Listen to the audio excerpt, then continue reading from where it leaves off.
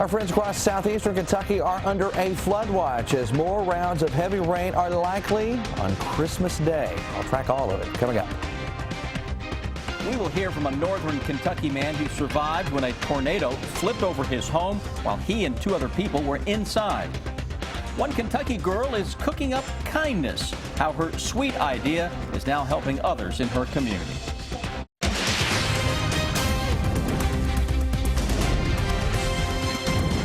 WKYT News starts now with breaking news.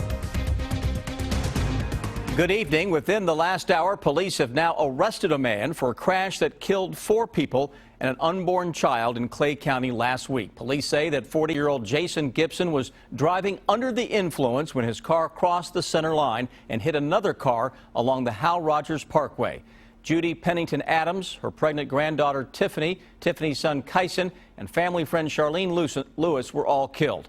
Police have charged Gibson with 4 counts of murder and fetal homicide. He's now in the Clay County Detention Center.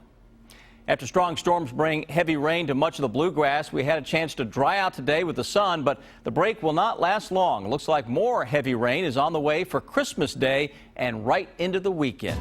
Meteorologist Jim Caldwell has the latest forecast. Hey, Jim. Yeah, a bit of a mess could be trying to unfold across parts of Kentucky, Sam, as we get into the day on Christmas. That's the last thing you want to hear because it's such a busy day and such a day for families, but we might have to deal with that rain. Tonight, it's quiet. So if you need to get somewhere, maybe right now is the time to go. Still 61 degrees in Lexington, 64 in Richmond. We topped out in mid and upper 60s and even some low 70s in some cases. Remember, this is Christmas Eve in Kentucky, not Florida. I mean, we were really warm out there through most of the day.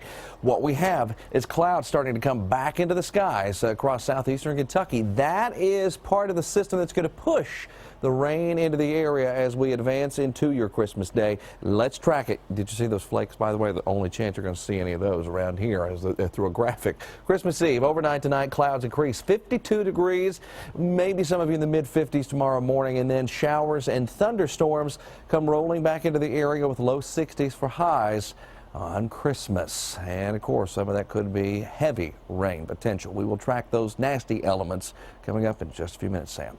Jim, thank you. Tonight, some people across the state are still cleaning up the damage caused by those storms. In Pendleton County, the National Weather Service confirmed an EF1 tornado touched down last night. 3 people had to be rescued when the storm blew over a mobile home. Today, our Victor Puente talked to one of them. He continues our First Alert weather team coverage. The crowd gathered this morning included emergency management, the National Weather Service, and Dallas Arthur and his family. Those officials were surveying damage. That family was seeing what they could recover. I was looking out the kitchen window, looking at the trees to see how bad the wind was blowing, and it wasn't all that bad. But then all of a sudden I felt the house shake, and the next time it shook, it was gone. The Weather Service says it was an EF1 tornado that flipped his home. Arthur says he, his wife, and sister-in-law were planning to leave when it went over the hill. Once that mobile home came to a stop, the 3 people inside had to find a way out. Dallas Arthur tells me he was already on his feet, but doesn't remember how he got there. I had to try to dig my way out, and the refrigerator was blocking me, where it leaned over and fell over on the kitchen table. He was able to walk out, but first responders had to cut his wife and sister-in-law free. They was pinned in between the rafters. All 3 were taken to the hospital, but have since been released.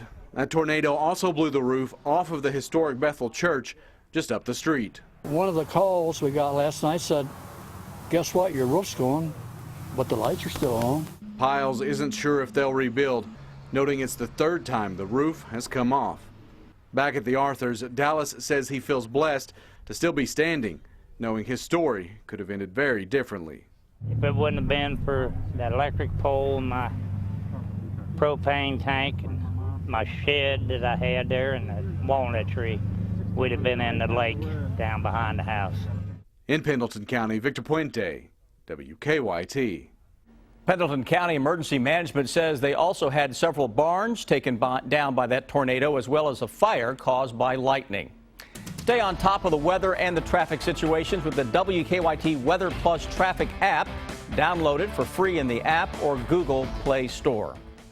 Tonight, Lexington police are trying to figure out what led up to a crash that killed a woman who had just moved here to Kentucky. The crash happened about 10:30 last night on Winchester Road near Elkhorn Road.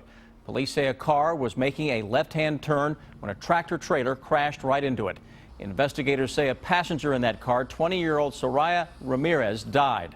The driver of the car was taken to UK hospital, but police say he's expected to survive.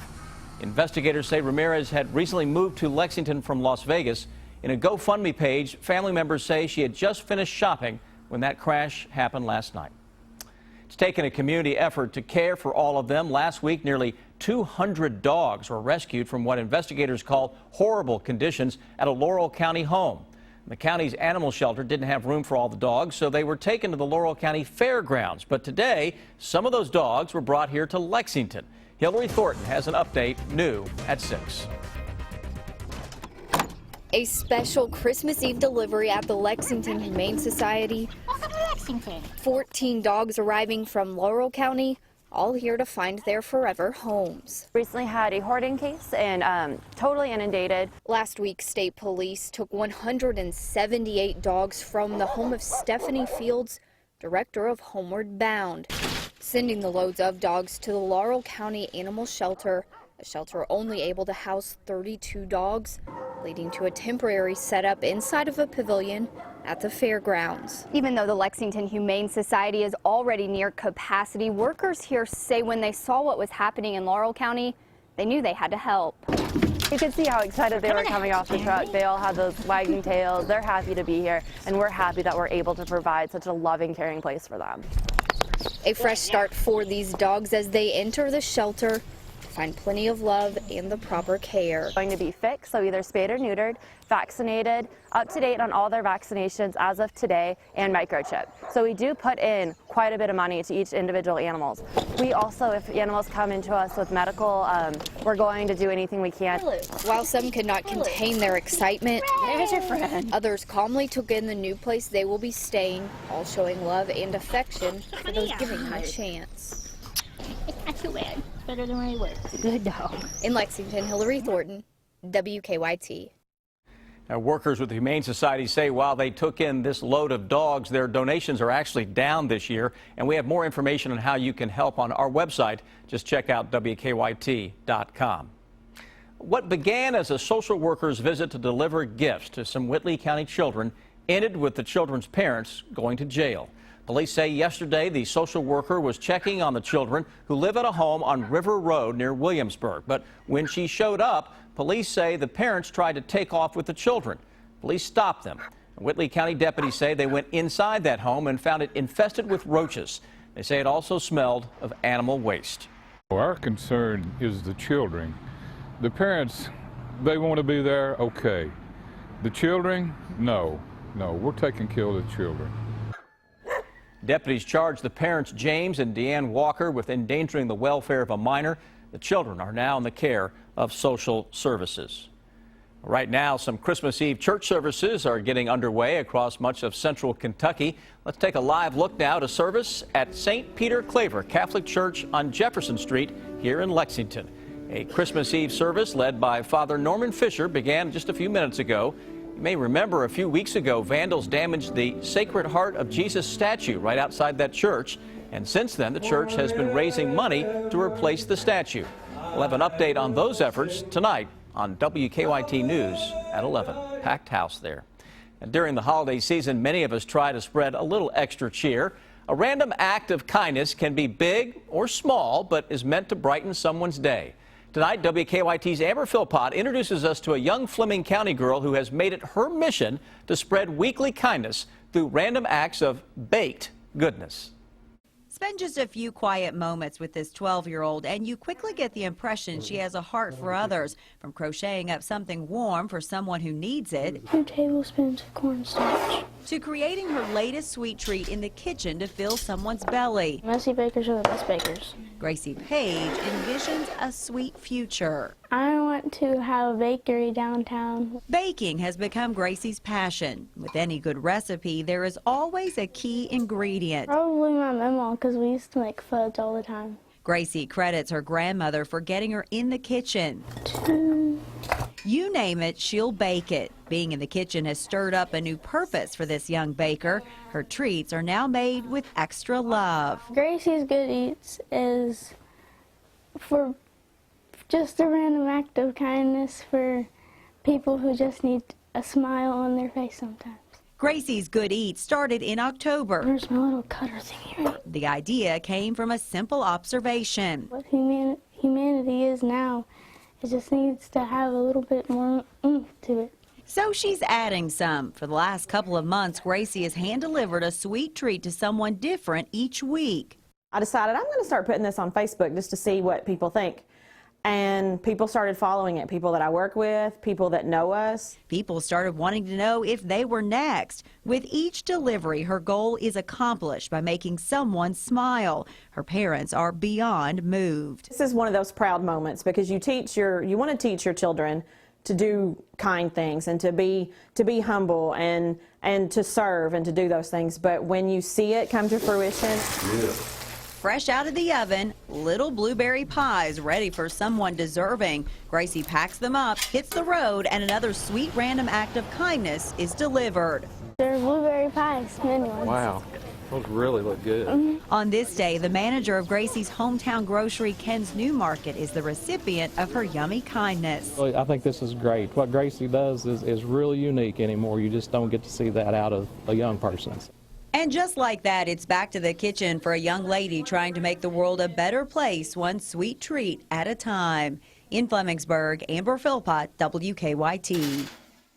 And they are very tasty, I can attest to that. Gracie's hope is that you will be inspired and you will reach out and do something nice for someone in your life or even a stranger. Since the first week of October, she has surprised 15 people with her sweet treats. Salvation Army bell ringers normally take money this time of year, but today they were also taking prayer requests from the community. The Salvation Army wanted to be the miracle on Main Street this Christmas Eve. It's the first year of this new initiative. And while some people dropped off gifts and monetary donations, others dropped off slips of paper asking for a prayer from a stranger. It's emotional because I feel their hearts, and some of them are, need such great help, and it touches my heart. The Salvation Army's Red Kettle campaign and Miracle on Main Street wrapped up late this afternoon. They're still about $25,000 shy of their $350,000 fundraising goal. The jolly old elf is on his whirlwind world tour. With the help of the North American Aerospace Defense Command, we're tracking Santa. It all began in 1955 when a local media advertisement directed children to call Santa direct. Only the problem, the number was misprinted. A colonel at the Continental Air Defense Command at the time answered the phone, and he took the calls, he spoke with the children, and that started the tradition that we're still seeing 60 years later. To track Santa Claus, go to WKYT.com and look for the story on our homepage.